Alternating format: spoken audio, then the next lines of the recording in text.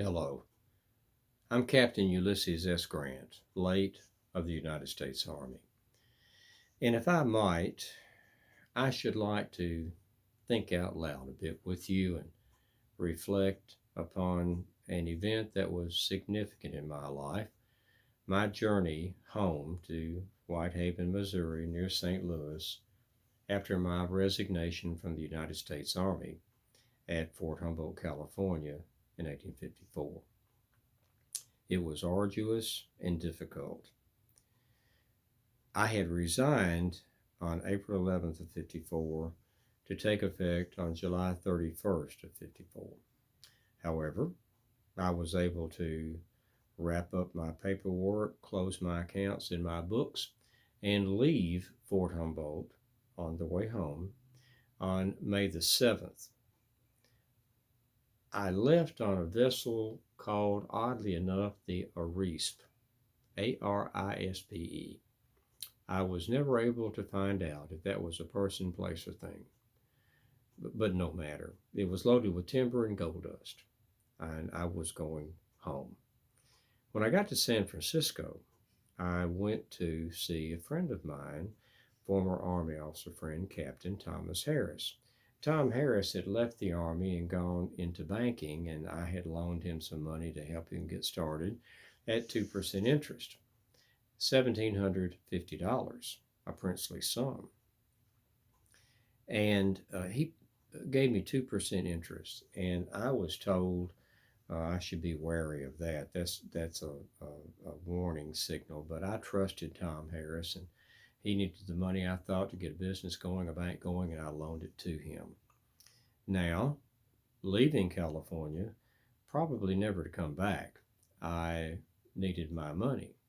I went to see him, and I must say he was greatly surprised to see me, and that greatly surprised me. He hemmed and hawed a bit, but he said, I don't have that much cash. Can you give me a couple of weeks to get it? And I said, certainly, certainly, I'll give it to you. Give that time. So I took advantage of the 2 weeks to go visit with my brother-in-law, Lewis Dent. Lewis came out here a while back in the gold rush and had gone into being a ferry operator, a trading post operator, had a store, and he was at Knight's Ferry on the Stanislaus River, about 120 miles southeast of San Francisco. I went there, visited with him, fished, and had a good time for a couple of weeks.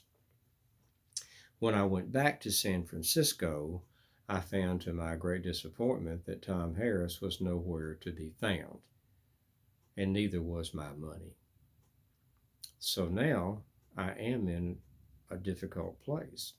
I was able to get a room in a boarding house, a flop house, called, oddly enough, a poor parody of humor, the What Cheer House. And I don't know if it was a play on the words, the slang, what cheer, like what's here, or what cheer, like happiness. Well, I will tell you, there was no cheer in the What Cheer House.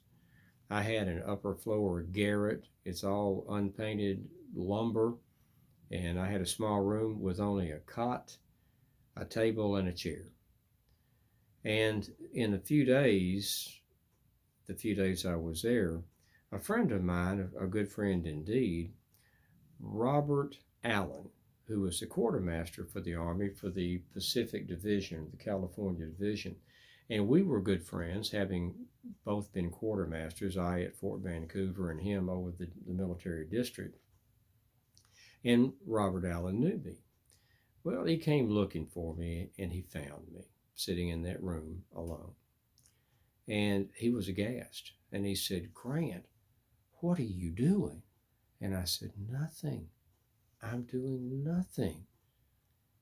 And I told him what all had transpired. And he said, I can get you home. First, there is a voucher that I can get you for $40 per diem pay for having served on a court martial a while back. The other issue is the Pacific Mail Steamship Company does a great deal of business with us, the Army, and they occasionally will provide free travel for Army officers or dependents, their families, and I can get you passage home and we can get you back to New York with a few dollars. Come to my office tomorrow afternoon. I was thrilled. The next afternoon, I went in. Now, when I came in, I spied what looked like a very comfortable lounge chair and took note of that. And Robert Allen was not there, but Richard Ogden, his assistant, was. And he was expecting me. I had the voucher paper, and he looked at it and he said, "Well, Captain, this is not properly filled out. I can't give you any money on it." I was apparently so crestfallen that he said, wait, I'll give you the $40 and put the paperwork through. If it comes back as improperly done, I will redo it until it is properly done. Or if I have to, I'll just forfeit the money and give it to you out of my own pocket. I was very pleased.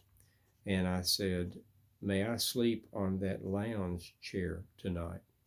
And he looked back at me and he said, "Yes, but why?" And I said, "I don't have any money." And he asked me, "Do you have any money to eat?" And I said, "No, I don't." And he gave me $1 and he said, "Look, Captain, take this. You can eat dinner and breakfast on this, and then we'll go to the steamship company." And I was thrilled with that $1. And I said, "This is wonderful, but I still need to sleep in that chair tonight." And he agreed, and I did.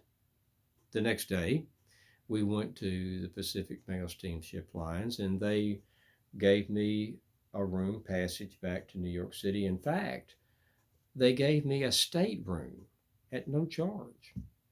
I couldn't have been happier because that was beyond my wildest dreams of a stateroom.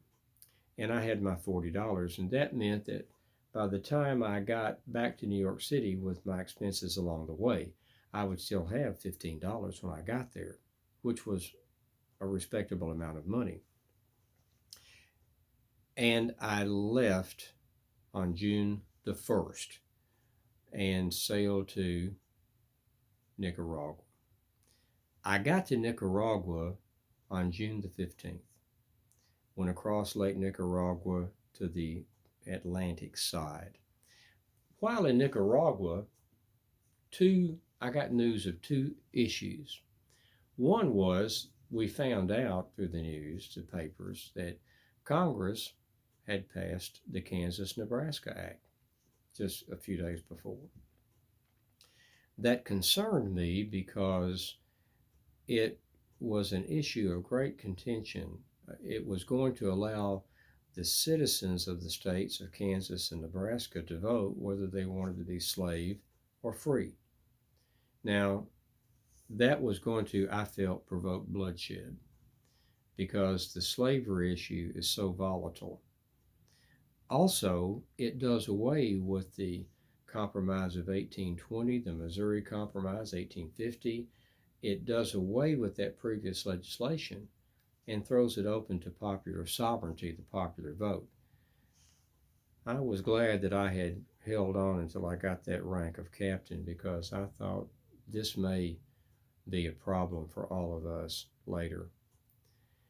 Also, while I was in Nicaragua or crossing Nicaragua, I got notification that I had gotten or was to get $500 from Fort Humboldt. And I wrote a letter to Tom Harris back in San Francisco and said I was having it forwarded to him, to his bank. I still trusted Thomas Harris. So then I was on the Atlantic side of Nicaragua and sailed home to New York City. And I got to New York City on June the 25th.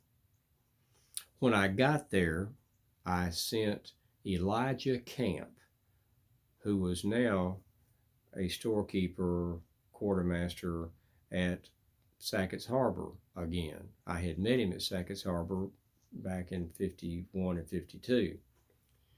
He had gone there after he left San Francisco. Now, he had approached me when I was at Fort Vancouver with a good idea, I thought, about setting up in a general store in San Francisco. And I was enamored of the idea, and I loaned him $1,500 after a while, and he began making money hand over fist. But after a while, he came to me and he said that he really would feel better if he was running the business alone, and he wanted to buy me out. I didn't want to do that, but I agreed with him. And he was so persistent. And he paid me back $700, but there was still $800 that he owed me. Since Elijah Camp sold all manner of articles, including firearms, he had gunpowder in the store. Well, someone got careless and some of the gunpowder exploded and blew the store to smithereens. Camp was not hurt, so far as I know, but at that point, he decided not to reopen. He was going back to Sackett's Harbor. He was done with California. He had recouped his original $2,000 investment, plus he had $6,000 more. So Elijah Camp had $8,000 in cash. I wanted $800 of it, and he refused to give it to me. I think the man's deranged. He said some things to me in conversations about his family and his background. I think they're all deranged. But he absconded with my money. But now, from a friend who lives in Sackett's Harbor, who's written me a letter saying Elijah Camp is back, I'm in New York City on June the 25th, and I wrote him a letter. I'm coming for my $800. I took a train to Watertown, rented a horse, and rode to Sackett's Harbor. And when I got there, I found Elijah Camp had decamped.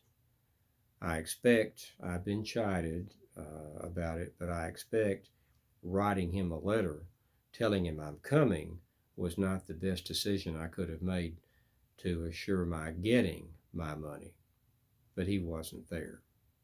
So now I've got to retrace my steps back to New York City and took almost everything I had. I had taken a room at the Astor House. Well, at this time, they've seized my luggage and my clothing and are trying to put me out.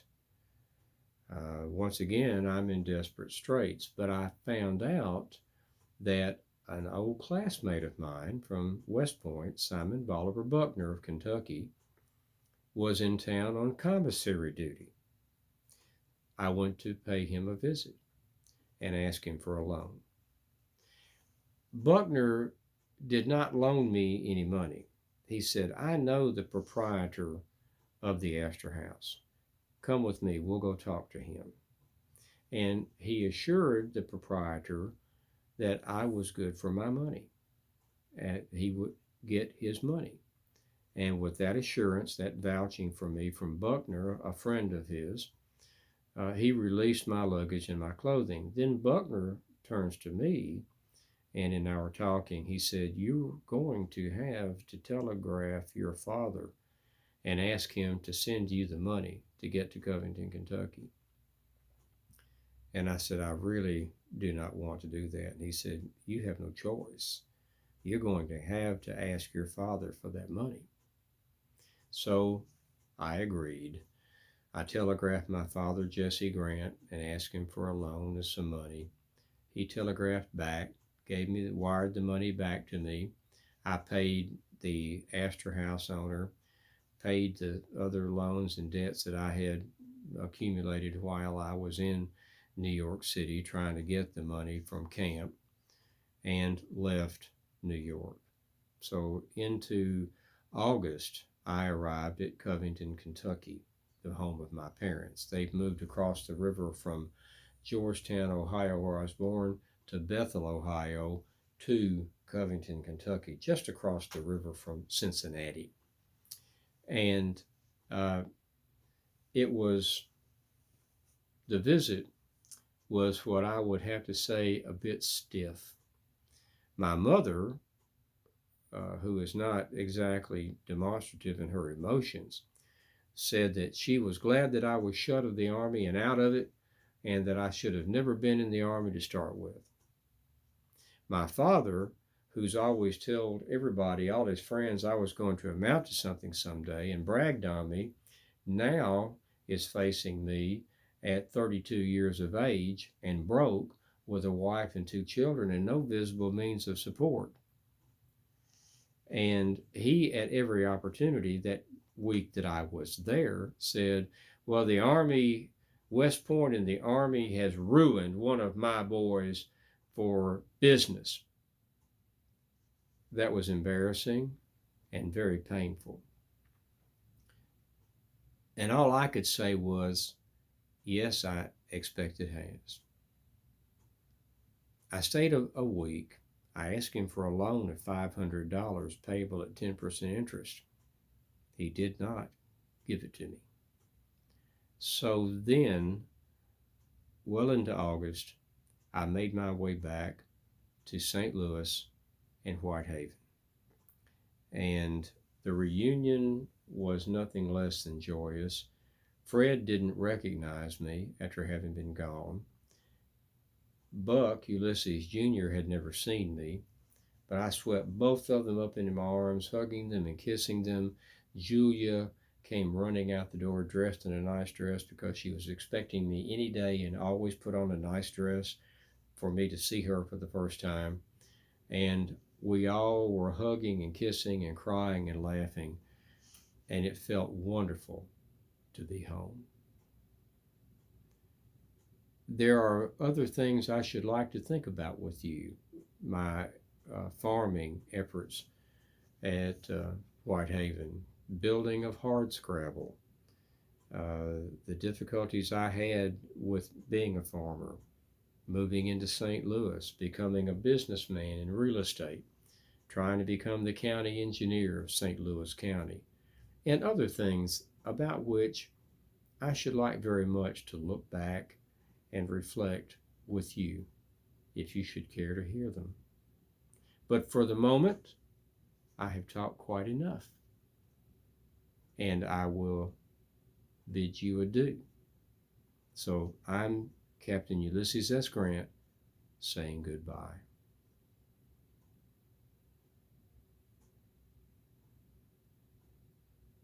Okay, that's it. That should be enough of a tale for you to edit. Thanks, Nick, David, Ashton.